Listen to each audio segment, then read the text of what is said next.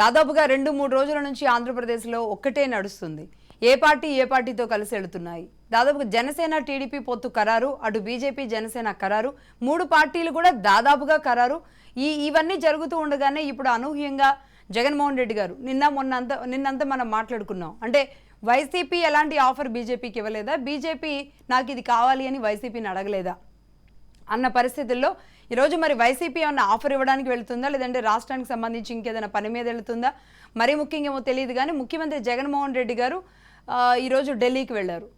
ఇటు చంద్రబాబు నాయుడు గారు నిన్నే కలిశారు, పవన్ కళ్యాణ్ గారు కలిసి వచ్చారు. ఈరోజు హైదరాబాద్లో వీరిద్దరూ కూడా సమాలోచనలు జరుపుతున్నారు. సీట్ల విషయంలో ఇవాళ రేపు ఒక క్లారిటీ రాబోతుంది.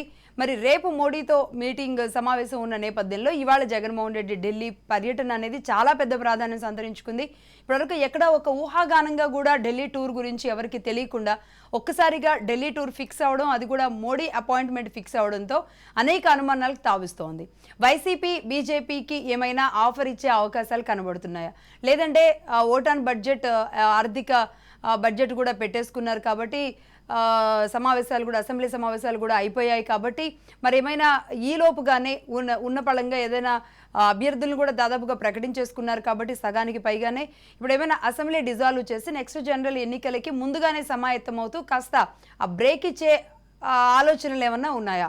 ఇలాంటి అనేక అనుమానాలు కనబడుతున్నాయి. ఎటు చూసినా ఎవరితో మాట్లాడినా ఎవరిని పలకరించినా ఏ పార్టీ కలిసి వెళ్ళబోతుంది, లేదంటే ఏం జరగబోతుంది రాష్ట్రంలో అనేది చాలా ఉత్కంఠగా ఉంది. నిజానికి చెప్పాలి అంటే చంద్రబాబు నాయుడు గారి అరెస్టు తర్వాత టీడీపీకి దాదాపుగా టీడీపీ ఇంకా క్లీన్ స్వీప్ అన్న దగ్గర నుంచి బట్ ఇప్పుడు సిచ్యువేషన్స్ చూస్తుంటే కనుక ఏ పార్టీ కూడా అంత ఈజీ కాదు అన్నట్టుగా కనబడుతుంది. అటు వైసీపీ తన పని తను చేస్తుంది, ఇటు టీడీపీ అండ్ టీం మరి ఏ విధంగా ముందుకెళ్ళబోతుందో. అసలు ఇంతకే ఢిల్లీ పర్యటన, ముఖ్యమంత్రి జగన్మోహన్ రెడ్డి గారి ఢిల్లీ పర్యటన సారాంశం ఏంటో దానికి సంబంధించి డిబేట్లో చర్చిద్దాం.